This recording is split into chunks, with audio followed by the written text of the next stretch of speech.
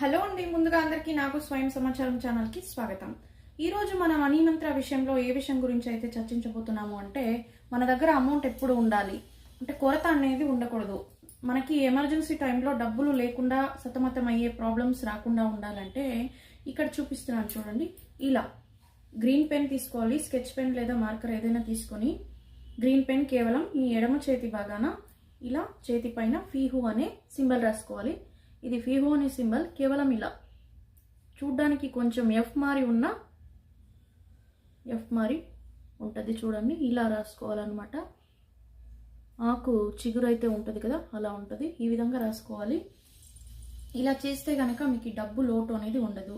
మీకు కావలసినప్పుడు డబ్బు ఎప్పుడు మీ దగ్గర ఉంటుంది, అవైలబుల్గా ఉంటుంది. ఖర్చు అనేది ఫుల్ ఖాళీ కాకుండా మీ దగ్గర డబ్బు అనేది నిలవడం జరుగుతుంది. సింపుల్గా ప్రతిరోజు కావాలంటే చేసుకోవచ్చు. గ్రీన్ పెన్తో ఎడమ చేతి వైపు ఎక్కడైనా రాసుకోవచ్చు. ఇక్కడైనా కాదు, మీకు చూపించడానికి నేను ఇక్కడ రాస్తున్నాను. ఎడమ చేతి వైపు ఎక్కడైనా రాసుకోవచ్చు.